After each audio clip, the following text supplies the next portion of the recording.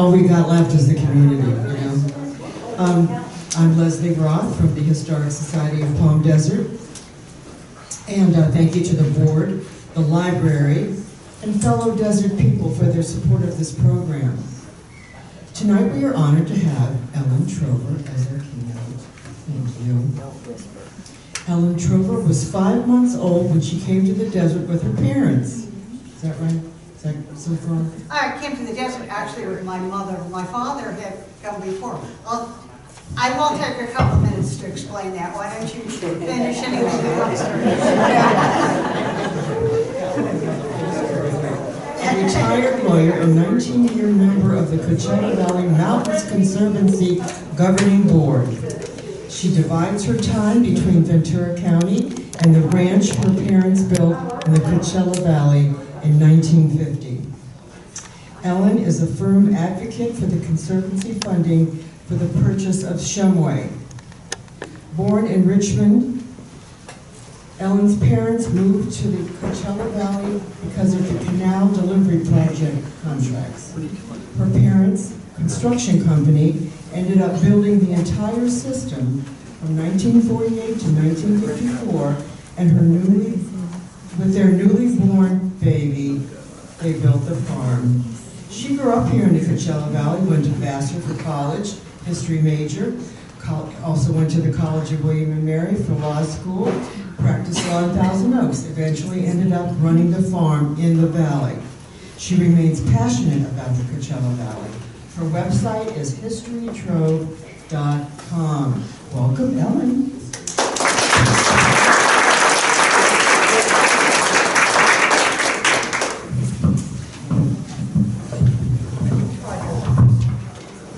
Well, to give you a little perspective, and you get your calculator out and you'll know exactly how old I am.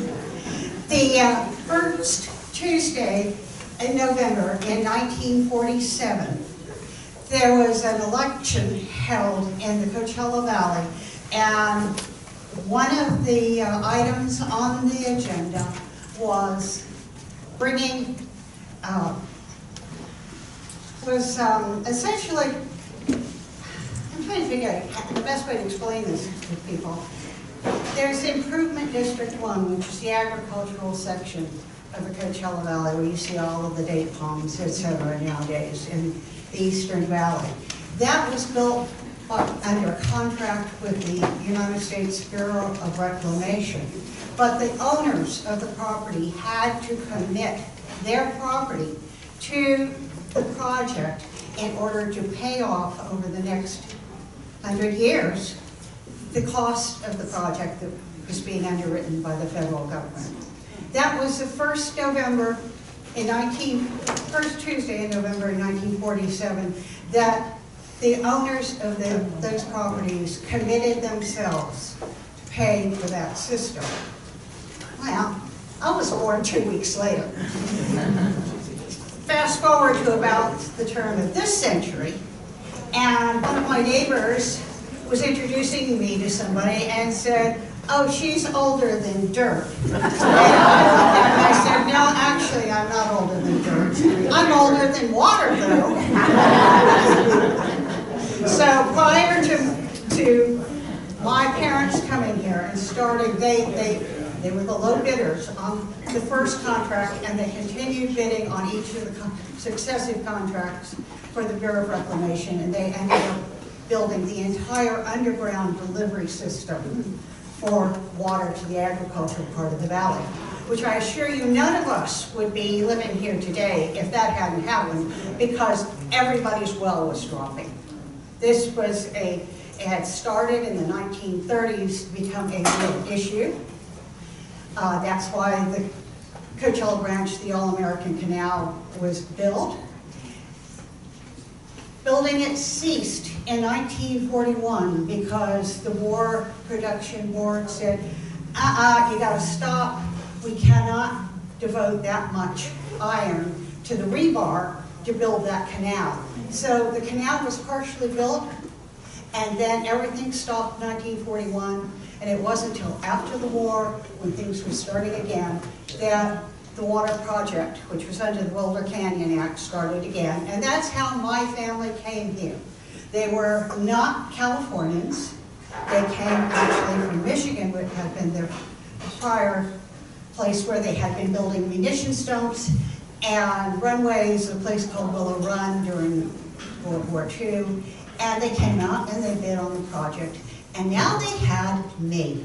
And they needed a school district, they figured someday. So they needed a home instead of being itinerant contractors. And I ended up here, and that's why I can say honestly, I'm older than water.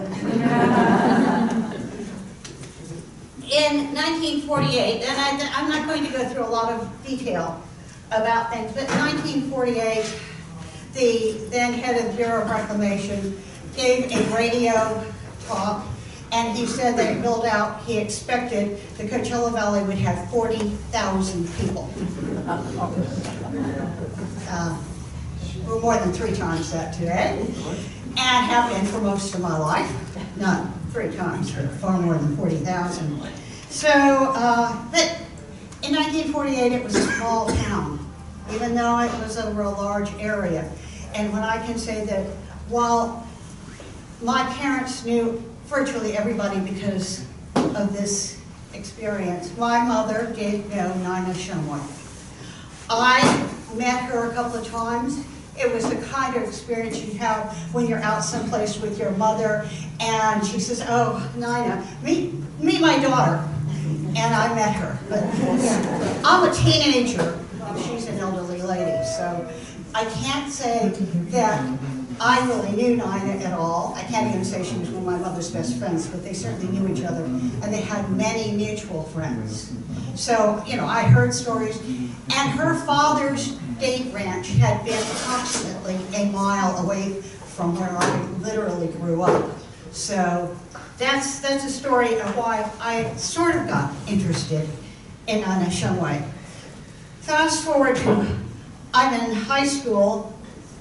I ended up at Palm Valley School, and when I was in 9th grade, I got the book award for social studies. The book award was Nina's book, Your Desert and Mine.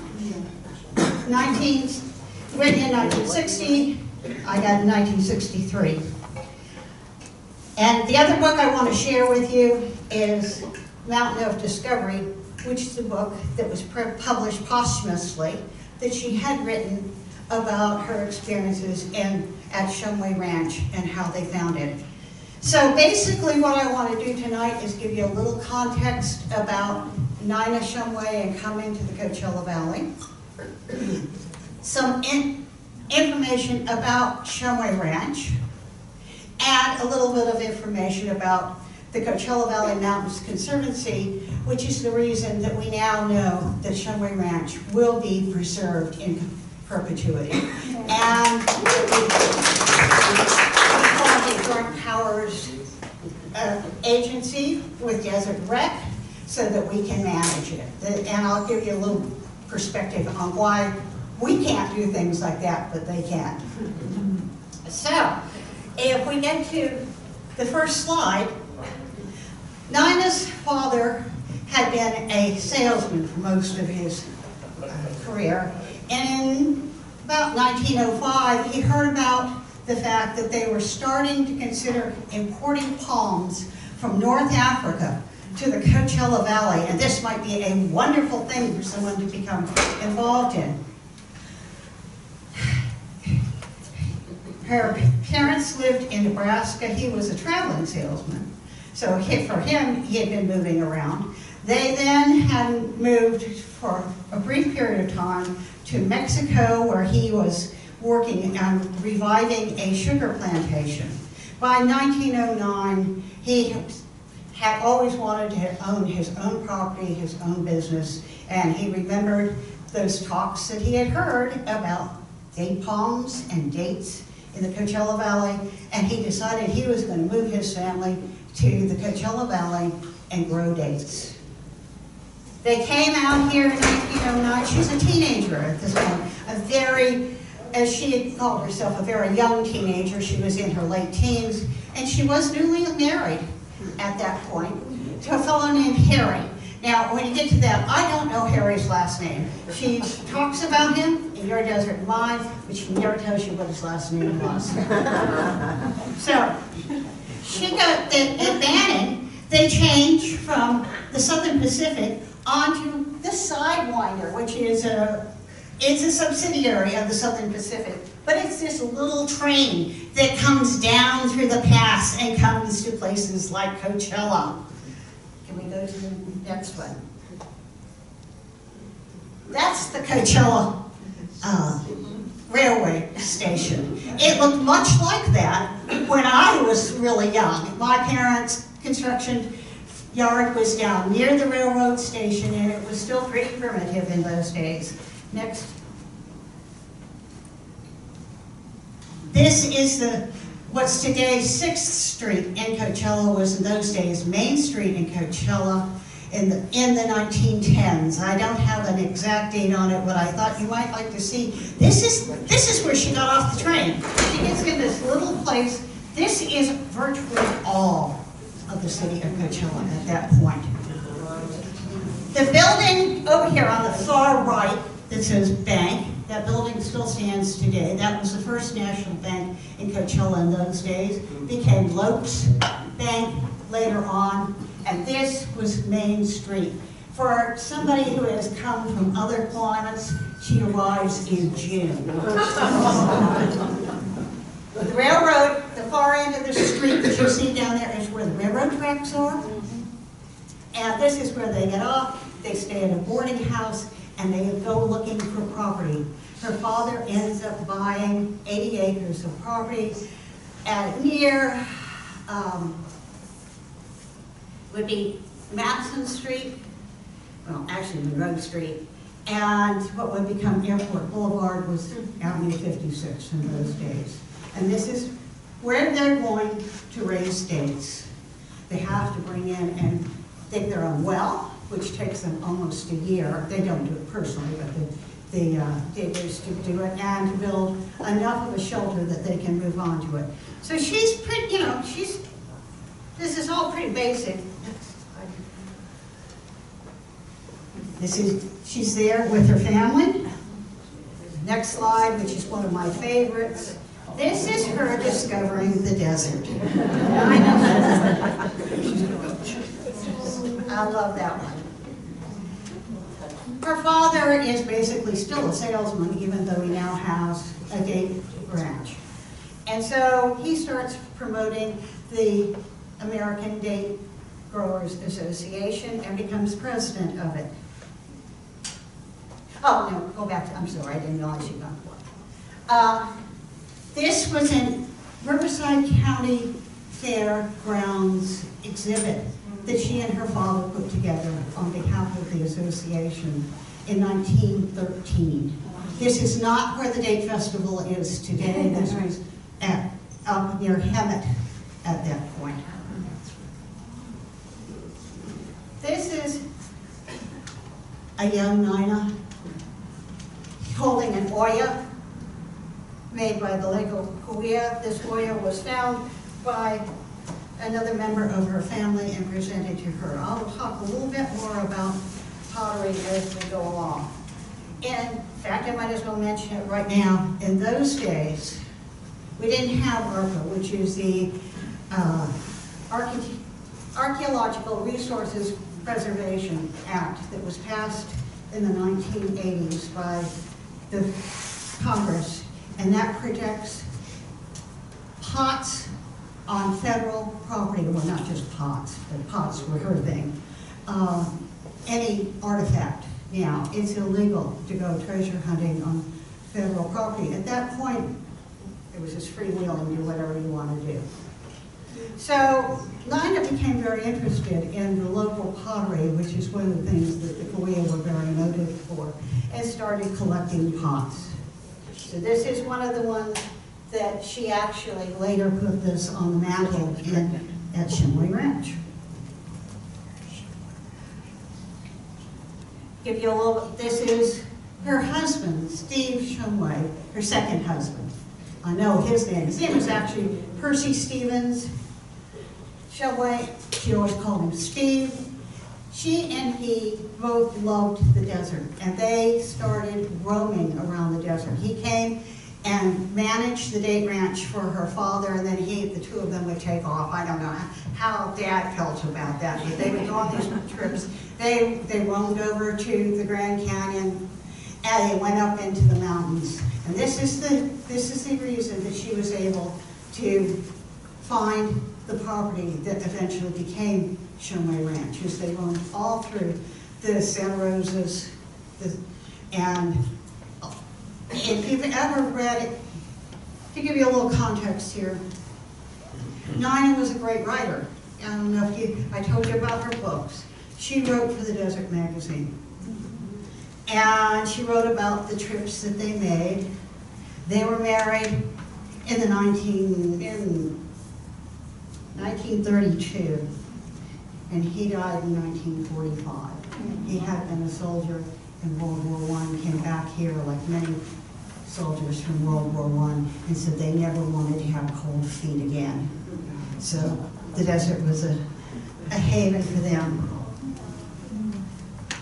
Move on to this one. This is Nina and Steve Shumway. That Randall Henderson took that photograph in 1939 of them up at Shumway Ranch.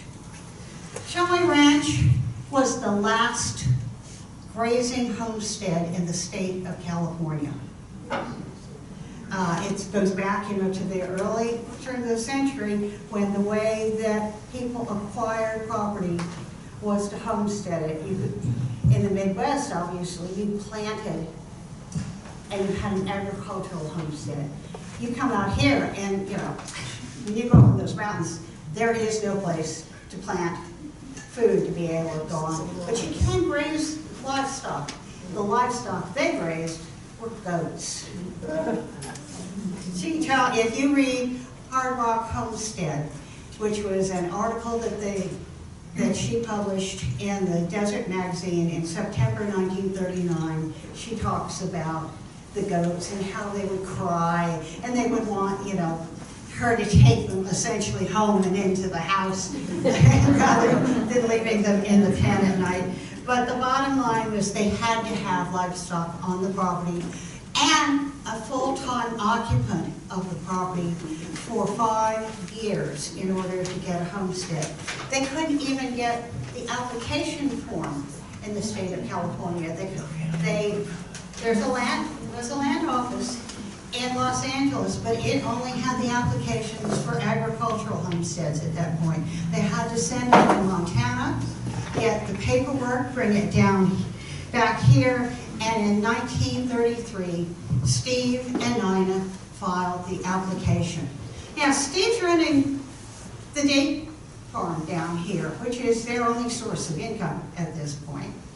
Nina's dad passes away in 1935. It was an automobile accident. So Steve has even more responsibility now. He's also has a second job as a builder. So he's trying to make the money to keep things going. She ends up spending 5 years at what is now Shumway Ranch, most of the time by herself. He would come up there every weekend that he could, bringing a pickup load of something. Food, obviously, water. They did have water on the property, but he would bring up some, and supplies, because they had to build a house. When they first went up there, they just dug an area in the ground, erected a tent over it, and lived there. Well, this is not very satisfactory on a long-term basis. Plus, you must build a house to have a homestead. They spent a sum total of $3,000 in improvements in order to homestead this property, which included blasting a road from the edge of their square mile that they were homesteading to what would become the Palms to Pine Highway, and building their own, what was originally a private road. Eventually it was adopted by the county of Riverside, but they built it originally themselves. They built a house. They built several smaller buildings. If you go up there, you'll see that there are a number of smaller buildings that you can even see today. And they were for visitors, they were for different purposes, but this was a very primitive life that she was living up there. They put together what they called the shack, which eventually became her kitchen, but she lived in it totally for the first couple of years while they were there. We're moving on now. This will give you an idea. This is one of the early cabins up at Shumway Ranch. Go on. Okay. These are mostly photos out of her. The black and white ones are out of Mountain of Discovery. As you see, it's very rocky on this particular parcel. You know, we all know that those mountains are just basically rock anyway. They named it the Tors. It was never Shumway Ranch while Nina and Steve lived there.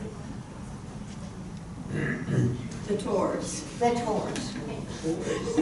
Nowadays, we refer to the Tors as her house, but actually the entire property was called the Tors by the Shumways.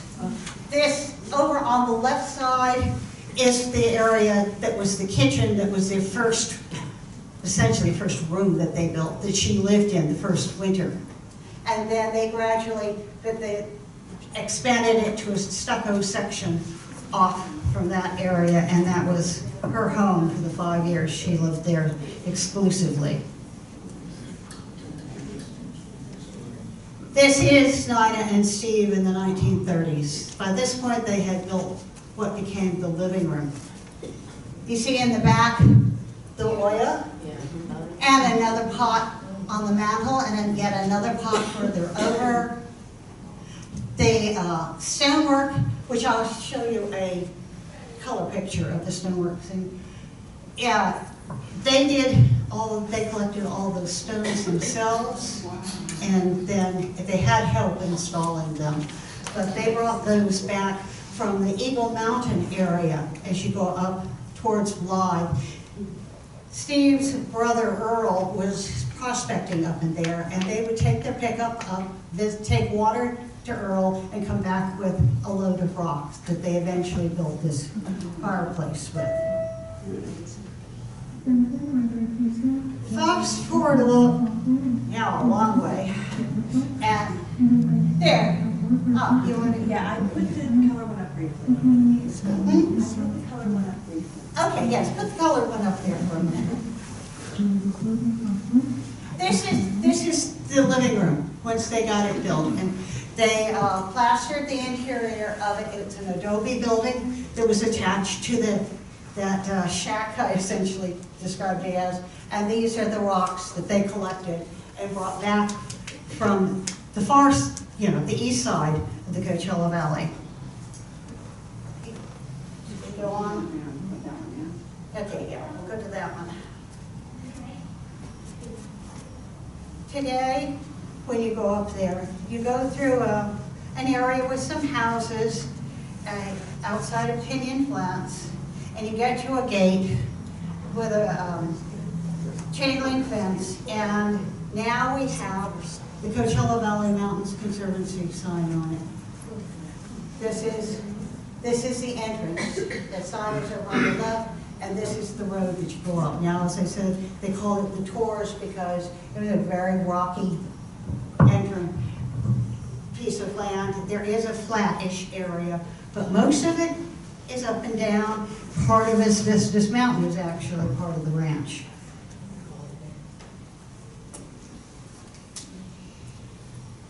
I took this before they did any of the improvements up there once the recreation district came along, and this was one of the flattest areas that was available. Most of it was just the rocky area you want to keep.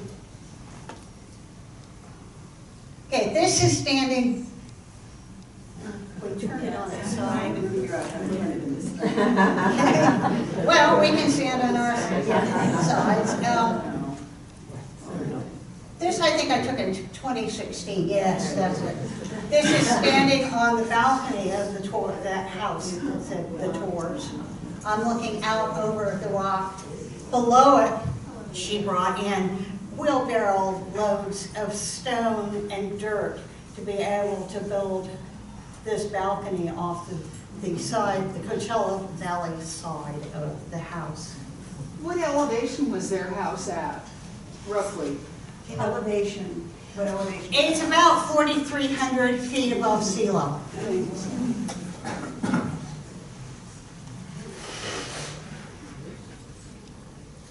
Okay, so, you know, Dinah has been now in the Coachella Valley, and then she's now trying to live up here for 5 years continuously. This is another view of the, and this is another picture that I took in about 2016. This is before we bought the property. This is over there is the kitchen. You went through a screen porch, you went into the kitchen. You can see the chimney, that's where that fireplace was. Over here, there were 2 bedrooms and a bathroom. This was really plush compared to what she'd been living in for years up there. And this is the property, to fast forward it a little bit. It's 2016. I, at that point, had been on the governing board of the Coachella Valley Mountains Conservancy since 2007. I was serving as chairman that year, and I got a call from Buford Kreitz, who I'm sure some of you knew him, and Buford said, I understand the Living Desert is interested in selling Shumway Ranch. And they called us to give us first rights of refusal. Do you want to go up and look at it? I said, yes, I want to go up there and look at it. I had been up there during the time that the Living Desert owned the property with a Living Desert group. They really didn't do much with it. They had a few staff members, 2 of them, that lived up on the property to prevent vandalism. But it was so far removed from their campus down here in the valley that it wasn't practical for them. They would occasionally offer a tour to go up there, but that was about it. And so they wanted to realize some funds from the property, and that's how the Conservancy started looking at it. Now, to let you know some of the history, I probably should have told you this before. That application was filed in 1933 to get the homestead. By 1938, they had built the homestead, and in 1939, they got the actual patent that it's the equivalent of a deed saying that it was belonged to them. By 1964, Steve died in 1945. She continued spending part of her year up there and part of her year down here. She had a house in Palm Desert after he passed away. And so she reached the point where she felt going up there in the winters was just too much. And she was approached by Irene and Francis Rich. Irene Rich had been a silent screen film star. Her daughter Frances was a sculptress. Now I don't know if any of you have been to St. Margaret's Church here in Palm Desert, but the St. Francis statue that they have there was made by Frances Rich. It was cast in Italy, but it was her bronze. It was actually given to the church by the Firestones. So at any rate, in 1964, Irene Rich purchased what would become Shumway Ranch. This is still called the Tours at that point. Her daughter Frances never married, and the 2 of them moved eventually onto the property and built their own much more modern house than the Tours.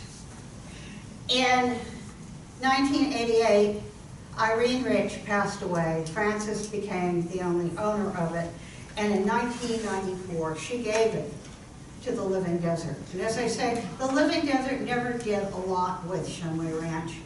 because it was so far removed from their local campus. Yeah. And they, you know, they had money tied up in it for maintenance, etc. And so for them, it was proving to be more of a burden than a benefit.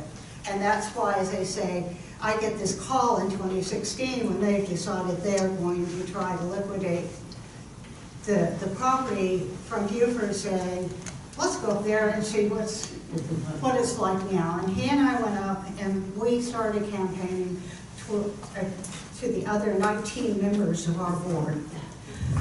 To give you a little background of what the Conservancy is, there are 9 conservancies in the state of California, which are technically state agencies.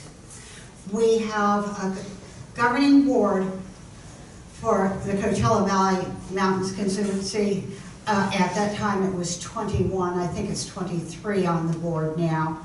But the 9 cities in Coachella Valley each send 1 representative to the governing board. It's a city council member. The state and federal wildlife agencies send a representative. We used to have the head of Joshua Tree National Park was on our board.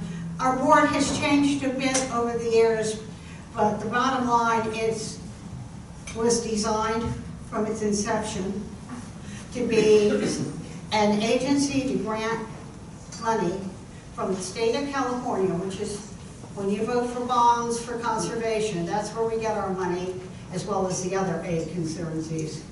And then we have applicants come to us and ask us to give them a grant for a project or a purchase.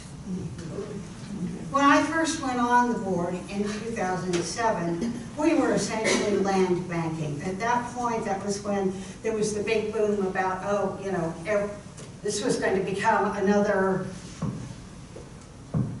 San Fernando Valley, if you ask me. But it was the developers wanted, oh, you build it, they'll come, and we'll just fill up the whole valley. Well, you know, not everybody wanted that to happen, because tourism and agriculture are the 2 economic vehicles that had been driving this valley forever. And why is a tourist going to come to see just mile after mile of wall in the desert? So, long before I went on the Conservancy, about 10 years earlier, the Conservancy had been approved under state law and was obtaining grants. But in those days, mostly, we bought property. We don't condemn property, even today. We have no power of condemnation.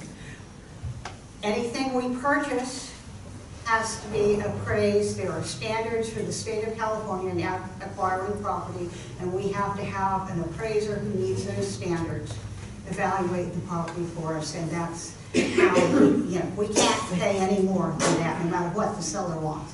So it has to be a willing seller, and it has to be a fair market value for the property. And then if we give, and primarily we did not take title to these properties. We had other groups like Friends of the Desert Mountains and other conservation groups, local conservation groups, would take title, and we gave them a grant to buy it. They are required to put a deed reservation that is in conservation in perpetuity. It would require the state legislature to release that clause. So we don't even have the power to do it. Now this is, but as time has come, we also have started giving grants for other things. We do give grants, Living Desert, for instance, for their pupfish preservation funds, and other projects around now that we're not land banking the way we were. But one of the things that I felt when we were land banking was we want the public to be able to see what it is they own. We want our children, particularly our children, to see what it is they want. So Shumway is something I really felt passionate about trying to preserve it, because it shows what the valley was like in some ways back in the 30s and before, and shows the natural beauty of it. And I like to see Cub Scouts, Girl Scouts, you know. Groups like this come up there, as well as adults, obviously. And to me, it fits in with the fact that we have a national park, we have a national monument, we have the Salton Sea, and we've got these beautiful mountains that, you know, we have a historic site that we could preserve. But it's not a site, it's historic in the sense that it was built by true pioneers, not in the sense of something momentous happened here. You know, I can't say, oh, this is where such and such began. And Washington was not born there. Something like that, you know. I can't point it out that way, but for our part of the world, this is a very important site, I felt, because it still looked like it did in Nina's day, even though we're now in the 21st century. So when we had this opportunity, we started going up there, looking into it, having appraisers go up, contacting their state has a department that looks into historic sites. We had to have them come down from Sacramento to look at it. But fortunately, I can say that in 2017, we acquired the property. It's a 640 acres. Now, of that, approximately 630 acres title was taken by the State Wildlife Agency, not by us. Because we don't have the manpower or the mandate or the money to be able to manage something like that. They do. This is, you know, this is wildlife.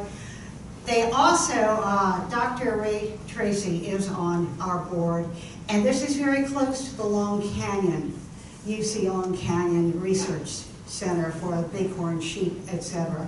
And so they've been able to use this as part of their training for their students and for their rangers.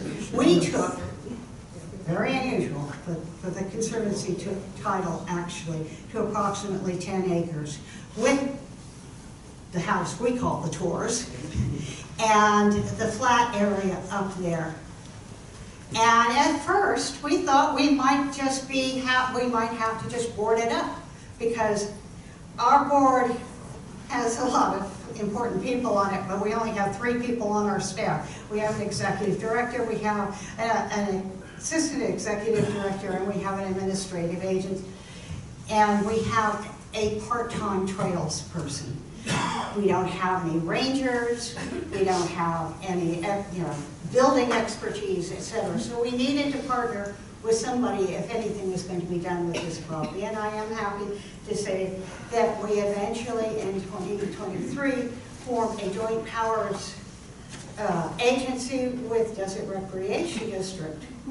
They have resources that we don't have, and hopefully together we can make this one of those places where people can actually come and enjoy their public lands, and we can share this with our future generations. So this was my vision, this was Buford's vision, this was, you know, no one objected to this on the board. It took us several years of negotiating with the Living Desert and making sure we got all of the approvals from the state of California to be able to turn this into a property that can be run this way. But we finally reached the point where today I can guarantee that this is going to be in conservation in perpetuity, and we are working on ways to be able to continue funding, preserving that house. There's a shade area that's been built up there on the flattish part of the land so that we can have groups come up there, whether it's a tour group or whether it's kids or whatever, or students.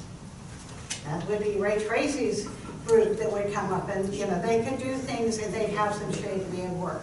We also had to put in ADA approved bathrooms, and obviously her bathroom was cut. It was very basic. She had electric heat in the wall. That was the fireplace in the living room.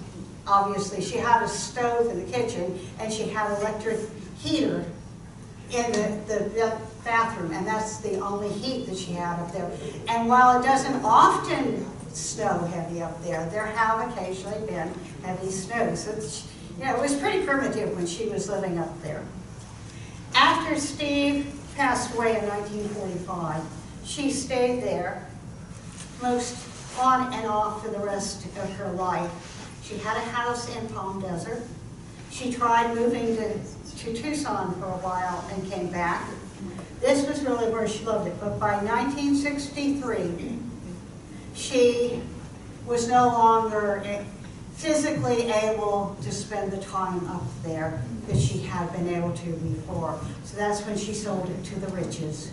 And as I say, that's how it eventually became owned by the Living Desert, and then eventually became owned by the Conservancy, which is where it is today. And as I say, today I can guarantee, we're not going to have some luxury resort built up there, which, is not necessarily a negative thing, but on the other hand, this is a beautiful site, and it should be preserved, I feel, for future generations to know what it was like.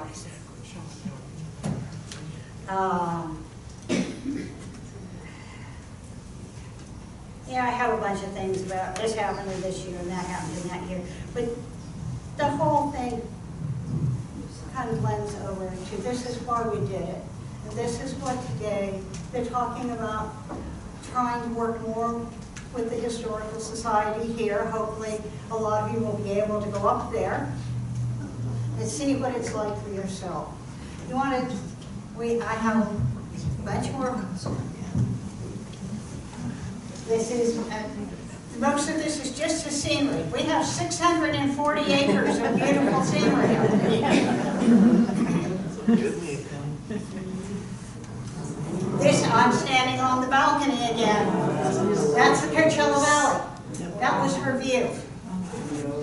And, just that first little bit of sand you see in there, that's Palm Desert.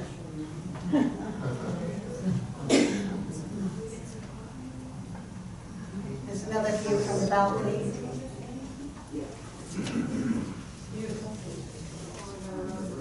And this is looking more to the south from the balcony.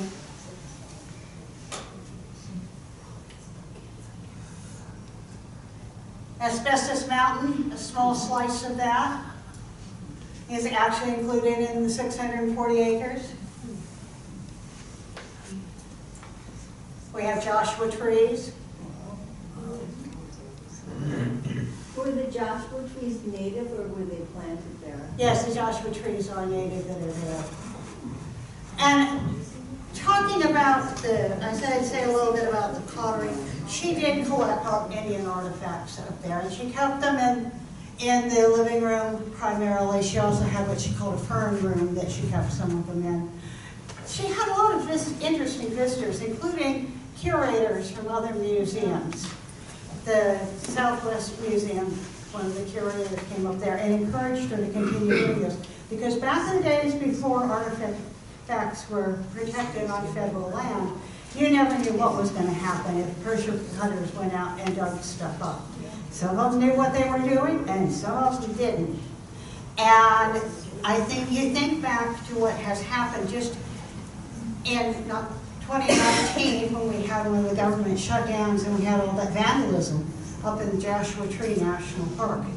Can you imagine this? What would have happened someplace like this if somebody hadn't come along and said, okay, I'm going to preserve this and I know how to take care of it. When she moved away from Shumway Ranch, she gave most of her collection of baskets and pottery to what became the Palm Springs Art Museum. In those days it was called the Palm Springs Desert Museum. But we have a lot of Korea artifacts that would have been lost forever. And when I think about this, I think about the stories that, history of Napoleon's soldiers going and shooting out the nose on the Sphinx. This is just what we would probably have run into, something like that. Kids going out and doing stupid things that when they grew up probably they would regret. And I can tell you about another site in the Coachella Valley that today is okay, but exemplifies what happens if you can't. When I was high school age, one of the rites of passage when you went to CV High was, if you're a young man that is, to go out to what were called fish traps and move the rocks around and or paint slogans on them. The fish traps date back to when ancient Lake Cahuilla existed, covering the lower Coachella Valley. It was large enough to be tidal. At the edge of the Santa Rosa Mountains, just above the shoreline, the Cahuilla made circles out of rocks, and at high tide, fish would get trapped in them as the tide, and they, instead of having to go fishing, they just went out and collected the fish. And you could see them there in stair-step down the mountains when you go down there. If you take Jackson Street south, it eventually turns east and becomes Avenue 66. Where that curve is, if you go back up into the mountains, is where the fish traps exist. And as I say, for a lot of years, today it's fenced off, they can't get there. But for a lot of years, this was your rite of passage. Oh God, I'm graduating from high school, and these kids would go up there and they would vandalize them. And this is why it's so important that we protect sites like this. So, that looks just like a tree trunk. That's one of the flattest areas in the property. You can see, looking over from the building. Let's see. Oh, this is the shade. The back one.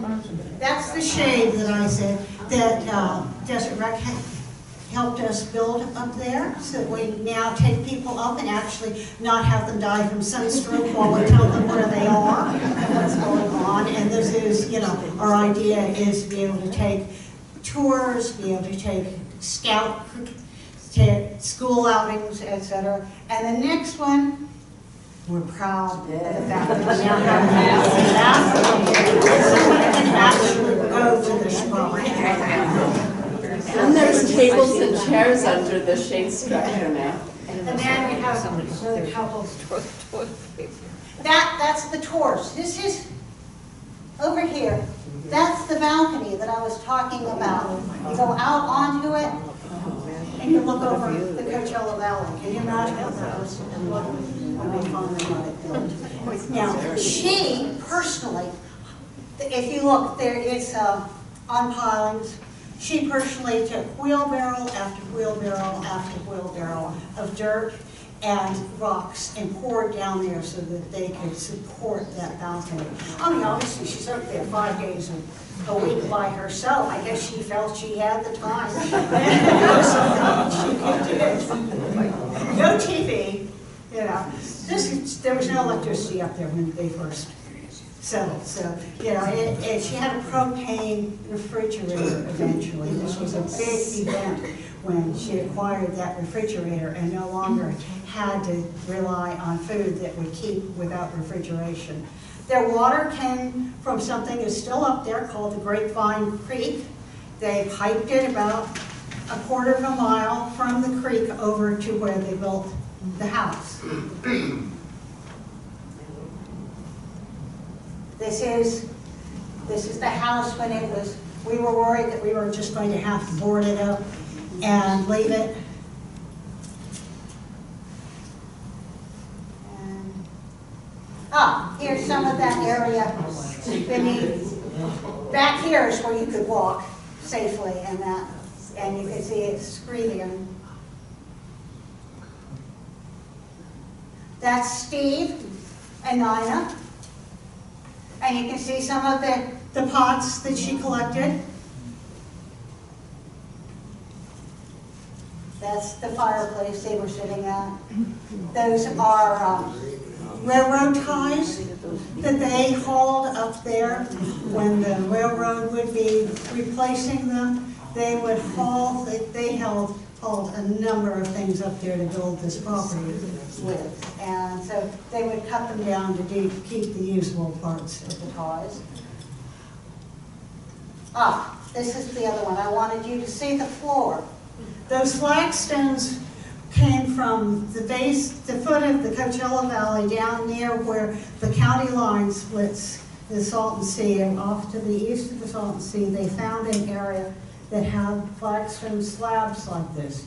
And Steve would load them up and drive them up when he went up for the weekends and unload them. And that was how they paved their house. This table was there when we purchased the property. We believe it was actually hers. It's Tamarisk wood. A man in Woodhouse made this furniture, and we know that she knew him. Okay, here you can see the table. This is when she actually lived in the property. Applewood is Tamarisk wood. And so that was, now, you might go back on just a minute. You can see this two couches, love seats, whatever you want to call them. They're on either side. You go forward, I'll explain a little bit about those. You see the backs of them here. Those are made out of pine from up on the Mount San Jacinto. They were made by Pinecraft. I'm going to go to the next one. That's a Pinecraft chair. That chair was bought by my father in 1950. I now have 2 chairs, a double bed, static, chest of drawers, and 2 nightstands. This furniture is just fabulous. It was all made up there. He came back from World War II, settled in Idlewild, started building furniture for his own home, and people would come to visit and admire the furniture so much that he'd turn around and sell it out from under. And so they turned it into a business. Pinecraft furniture was made in Idlewild, California, and I can remember as a very young child going up there with my dad. I just thought it was fabulous. The only thing I've done is I had to have it reupholstered in, but I used the original yellow leather. That's what Pinecraft did.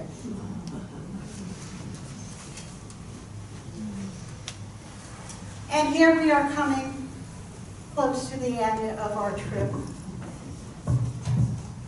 This is just next to the house, the tour. And the next one will be her Oya again. This was found by her nephew in 1936. They're from Magnesia Canyon, down here, and she took it up there to protect it. And it wasn't broken? Was it broken at all? It looks like it's all in one piece. No, it's not broken. They use pine needles and other things to make a cradle for it. She actually was very much into making sure that she preserved all of these things, and that was apparently her favorite Oya, and that is her photograph of her favorite Oya.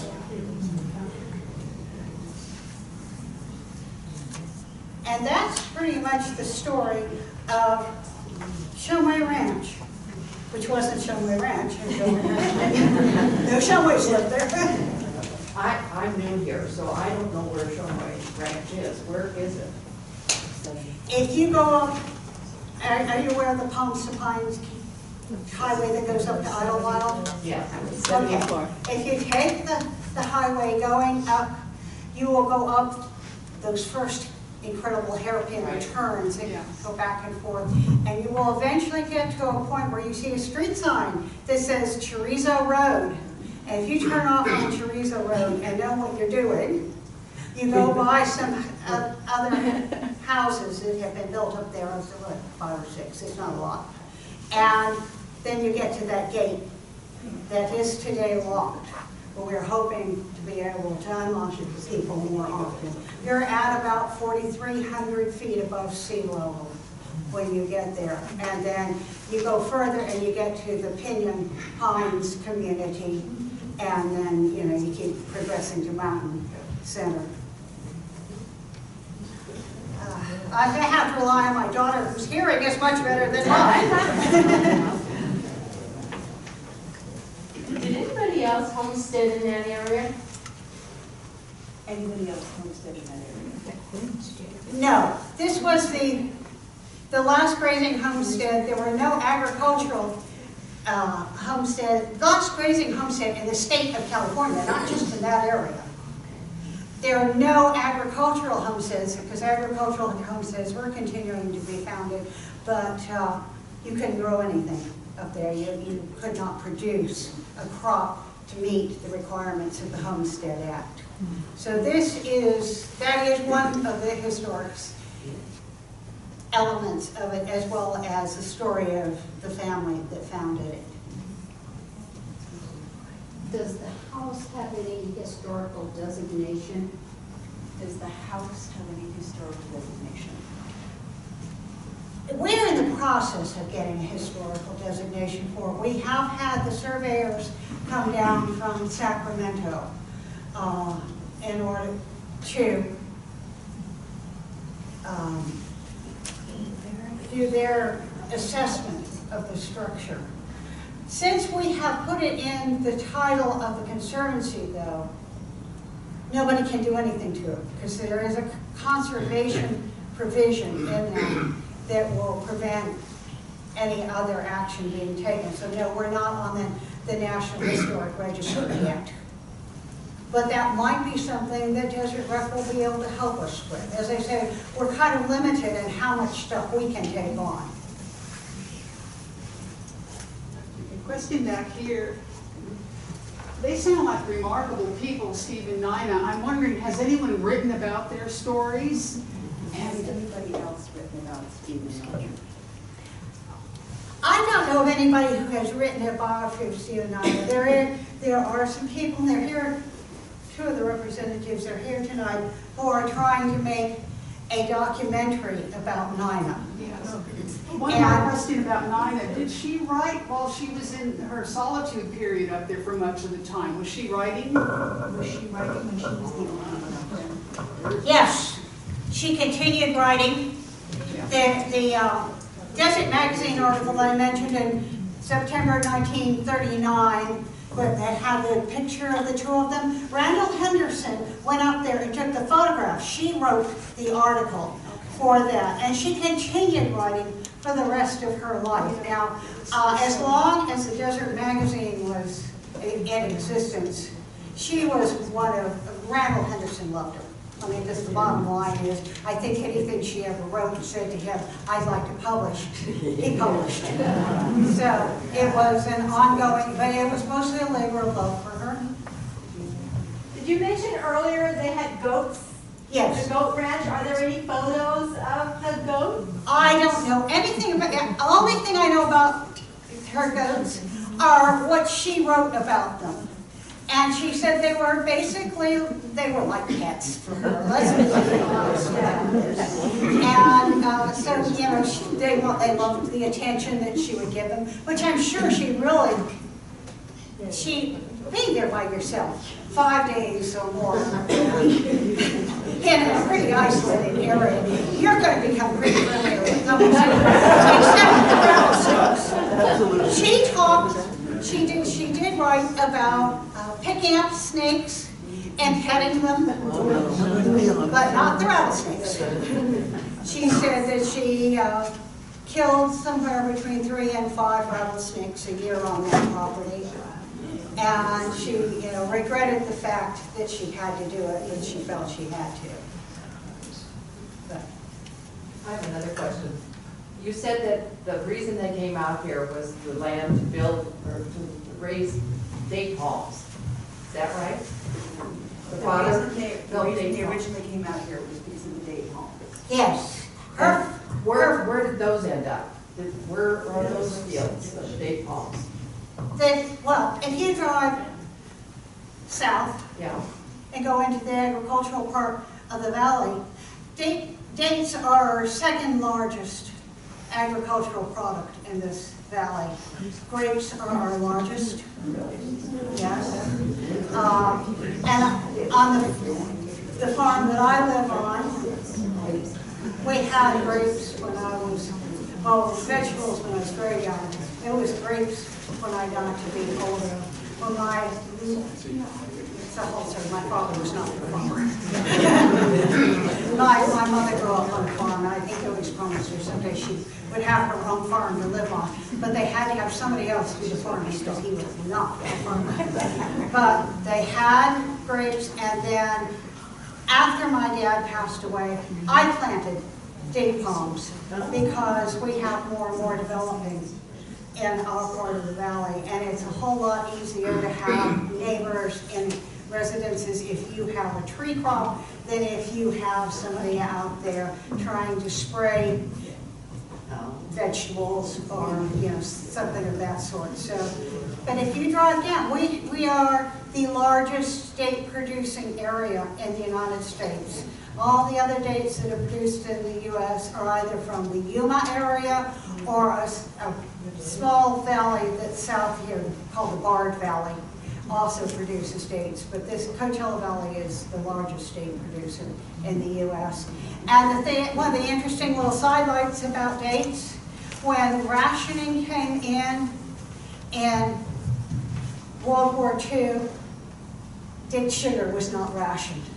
So, the fact that we had started producing dates in this valley was important to that aspect of it. It was important to all of, if you want to get beyond the agricultural issues, we literally, a lot of the food that was consumed in the U.S. was grown not just in the Coachella Valley, but in the desert Southwest, because with our climate, we could have more crops, more row crops, things, we have up to 5 in this valley, or more permanent crops that when we couldn't import food, we needed to have, our own sources.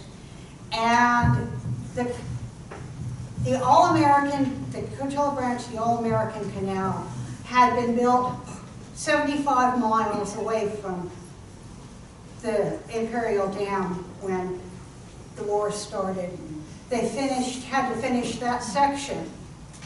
And then what happened, in order to keep this food being produced in this valley, was they would literally haul the water district in this, have water trucks haul the water from the end of the canal up to the Coachella Valley and deliver it to the farms so that we could continue growing food for the war effort. And of course, we also had the Navy down at the Salton Sea. We had the Army up here near Desert Center, and we had the Marines further north. So we had, we fed our troops as well as our people. I have a question. There was a swimming pool at the Shumway Ranch at one time, right? Yes. Swimming pool? Yes. There is a swimming pool. And it wasn't really a swimming pool, it was a swimming hole. I remember that Catherine Leopard. There's the Grapevine Creek that runs through the property. They just enlarged it, and it was a great way. They did have an outdoor shower. One time there was a pool on Francis Rich's house, had a swimming pool that was covered over. Yes, Francis Rich's house did have a swimming pool. Oh, yes. The modern house, Francis Rich. Yes, the modern house that she built up there. She had a kill, she gave classes, she had a swimming pool. It was not my choice. I would have preserved her house also if I had had the option, but it wasn't something that we could afford to do with what the state would fund. But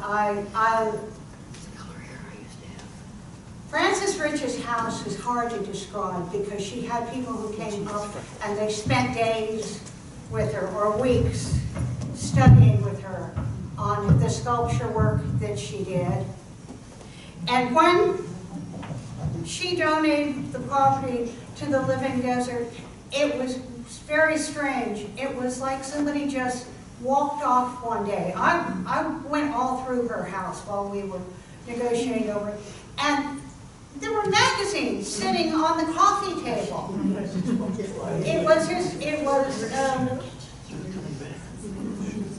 If you've ever been to Bodie in the Sierras, that was a town where it looked like people had just kind of walked off from it one day. That happened in the 30s. And one of the people who came down from Sacramento and went through this when we were talking about it, he turned to me, we had been walking around up there, and he said, you know, this is like Bodie.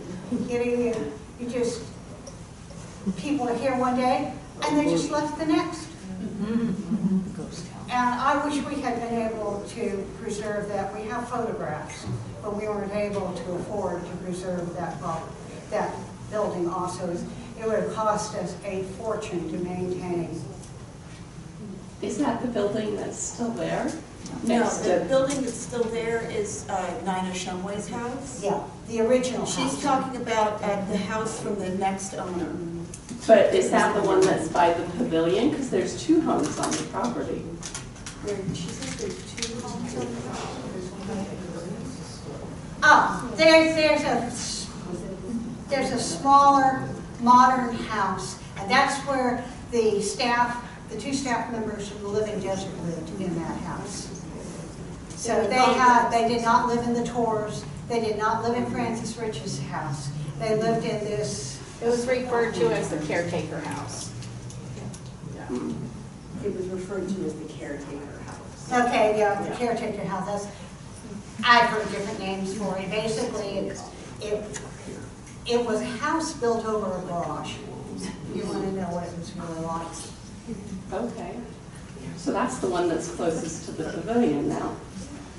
No, That they doesn't say the pavilion where the pavilion is now, but it's not the same structure. The pavilion is a new structure.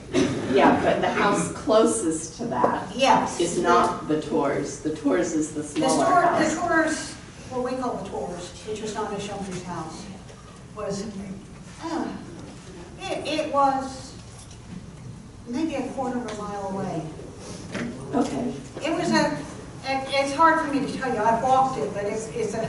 I'm from Desert Recreation District. In fact, I'm overseeing the Yes, department yes, that okay. uses the And I can property. understand why you called it the caretaker's house. It is, when it gets opened up, please go and see it. It's the view from up there, and a picture you have to put in this slideshow is the view at night when it's pitch black and the entire valley is lit up. It is magnificent. Yeah, and that's why I took those photos off that balcony. It was just absolutely incredible. They were breakfast.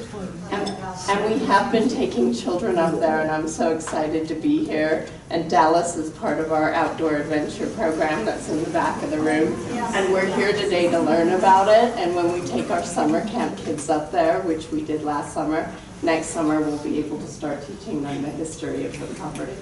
Well, you know, I'm just really grateful that we were able to work out the joint powers. These aren't in print anymore. No. But if you can find a copy of this book, this is what you want to go through. Yes, for what we call Shumway Ranch, this is what you want to go through, because this really talks about from day one when they discovered the property. They were actually going to be buying a piece of property near there from the Southern Pacific Railway, but it wasn't going to be anything compared to this homestead. It's amazing. So if you can find that, I wish both of these books would go back because I think, you know, for our kids in this valley to know something about their history, it would be very valuable. We take summer camp kids up there from Mecca, North Shore, Thermal, Thousand Palms, Palm Desert, India. They get to go up there. Yeah. Questions? Yeah. Just so you know, that book is going to get republished. Okay. I don't know what. Kathy Grant. Kathy Grant, work. I know Daniel was talking about republishing, but I never heard anything more about where it went from. She's still going forward, trying to. Oh, that would be wonderful because, well, as you can see, I keep my copy of Mountain of Discovery and Planning we have a copy, too. because I don't want to lose a copy. It's falling apart. Yes, sir. I would also like to mention that her articles that are all online, so all of her articles that were in Desert Magazine are available online. And a lot of them will be in the documentary. She did beautiful poetry, just stories about different people that were in the area that, you know, she wanted to make other people aware of. Those articles are in there. So if you go to Desert Magazine and find the archive, you can find all of her copies, all the copies of Desert Magazine back in the day. Yes, and as I said, specifically for the thing on Shumway Ranch, in September 1939, Desert Magazine, it is in PDF on the internet, so Google it. There's many others. Oh, yes, I have all of her. So that would be helpful. But